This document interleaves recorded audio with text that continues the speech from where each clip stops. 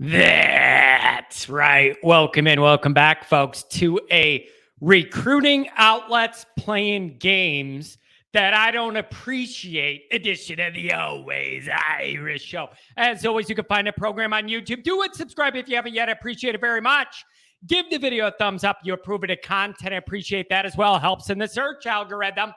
Hit notifications. You'll be alerted every time a new Always Irish episode drops. You don't want to miss anything, right? Twitter, search bar Always Irish, or at Always Irish Inc. Emails, alwaysirishnd@gmail.com. Audio only anywhere you want me. You can find me, 312-988-15. Call-in line. Here's the deal. Welcome in, folks.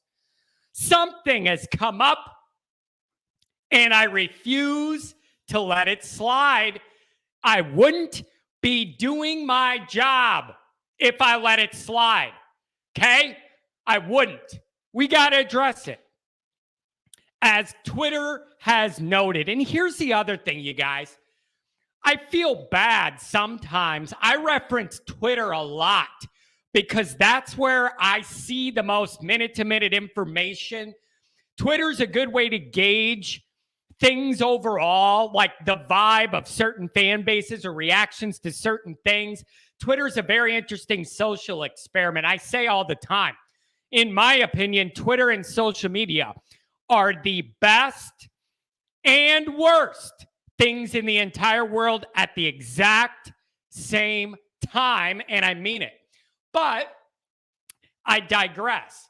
As Twitter has noted, recruiting outlets have updated their rankings, and there are some peculiar changes.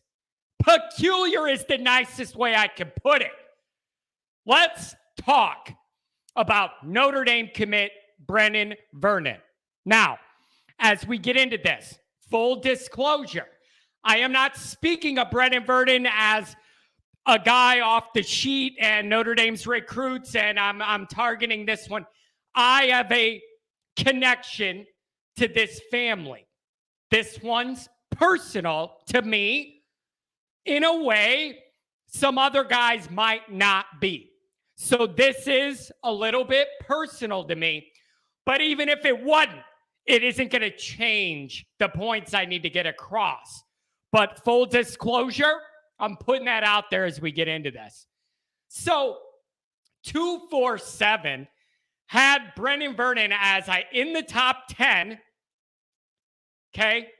Composite, now he's 109. And in the non-composite 247 alone rankings, he isn't even in the 247 anymore. At all. At all. Top 10 to not in the top 250 with no football games being played in between. No body of work to go, oh man, this guy put on a ton of weight, out of shape, we got to drop him down. No. No actual football games. I don't understand it. I don't understand this droppage when there's no actual games going on. How could you be inside the top 10 and now you ain't even in the top 250 on 247, but in the composite, he's 109? None of this makes any sense. I got questions. I got damn questions, and I want answers. How can this practically be? How? How could this guy drop over 100 spots? You're telling me in an off season, 100 guys suddenly got so much more awesome, also having no actual games of film on tape, to pass this guy up and be better than him? How? How is that freaking even physically possible? If it is, if you're telling me it is, somebody made a miscalculation to begin with somewhere. I don't understand how this is practically feasible and possible with no additional game film from the last time he was ranked high as hell. Something's going on. Something's going on. Recruiting sites are businesses for profit. For profit. Is there some, He committed early. There's not a lot of drama here, not a lot of articles to write, not a lot of rumors to go off of, not a lot of ambiguous social media to go off of. So we're just going to drop the guy a little bit, focus on the guys with more going on, more drama, more meat on the bone to write about, do a podcast about, have a whole bunch of different fan bases all worked up. What a guy's going to do? All that. Is that's what's going on here? There's just not a lot of meat on the bone to profit off a guy who committed early, wanted to wrap it up and move on. So just forget about him. Is that the deal? I think partially the answer is yes. I don't care what anybody else tells me. You look closely, some of these bumps and jumps and dumps with certain guys, they don't make sense other than what is going to generate clicks and revenue, what is going to generate drama, social media posts, all that. This guy should not be penalized for knowing where he wants to be, committing early and shutting it down. That is bad for recruiting outlet business, but that should not be taken out on this player's ranking. It's wrong. It's just flat out wrong to do. Okay? Here's the next angle.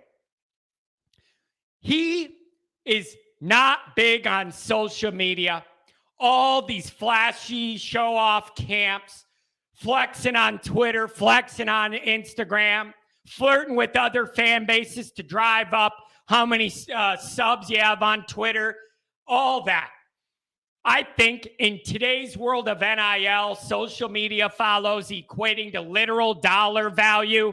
On the On3 recruiting site now, there is literally a dollar amount evaluation how much these high school kids are worth based on how good they are, how much social media engagement they have, and all that. Okay? In the world of NIL and these social media follows equating this literal dollar value, that's hurt him as well, that he's not into all that. And it shouldn't. But that's big business. That's big business, you guys. He's being downgraded because he doesn't buy into all that, doesn't need that, knows where he wants to be, and that's it. That should be rewarded, not downgraded. That old school approach.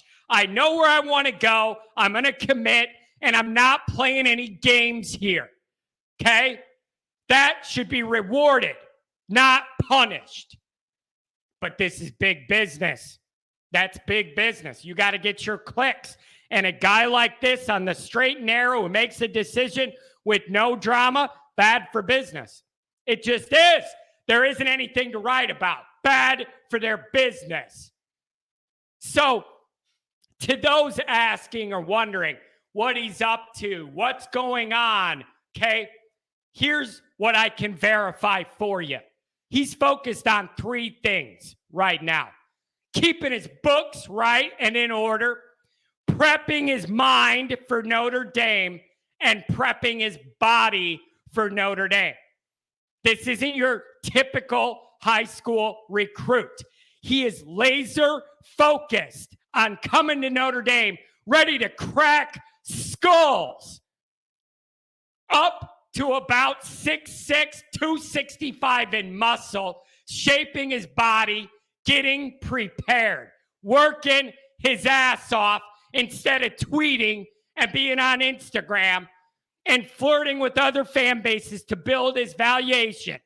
This guy's eating healthy and working his ass off. That's what he's doing. Okay? You think he's sitting there eating bonbons, not taking it serious? No. He's putting in work every day. Every day. He doesn't value or have time for some of these games being played by everybody else. It's not for him. He's choosing a different path. Sure, you need some swaggy, flashy guys to win. You do. You do. Notre Dame added in 88. You need some guys with that swaggy, flash, attitude, bravado, out front, public, all that. Every great team needs some of that edge. But you know what else you need to anchor that and to ground it a little bit and keep it so it's under control and there's a balance? You need guys like this. Guys that are on one mission, laying people the hell out on stretchers day one he gets to campus. All right? That's his focus. Not all the other stuff. Not all the other distractions. No. So, if you're a Notre Dame fan wondering what's up or what this guy's doing and what's going on, I just told you. Getting his mind right, getting his body right, so when he gets to campus, he's ready to cause damage. This cat is built differently, and I love it. He will come to Notre Dame ready to compete. Book it. Book it. Recruiting analysts and fans, doubt Brennan Vernon at your own risk. Understand the work that's being put in that you don't see that's going on every single day. All right? The best news here is, well, he's getting a raw deal in all these ranking drops because he's not flashy and showy and all that. All of that, that's got to be what it is. It isn't football reasons. There's been no football at all to downgrade him at all. So it's got to be other stuff, right? If you are doubting him, do it at your own risk. The best news is he's going to be to campus soon and get his chance to prove everybody doubting him right now wrong on the biggest stage in the world, playing for Notre Dame. All this is doing is helping further build a monster. A monster, okay? This guy is in war mode, getting his mind and body ready to come into Notre Dame and be a force, okay? This is building a monster. So go ahead, the recruiting services downgrade him from top 10 to not even 250 out of nowhere with no new film, whatever you're going to do, go ahead and do it. But Notre Dame fans, know what you're getting. This is a rare cat, the way he thinks about all this. And I, for one, love it. And it's the exact kind of mentality I want a defensive lineman to have at Notre Dame. Okay? No, you're getting a monster. So go ahead and doubt him if you want to. You're going to regret it. Have a good one.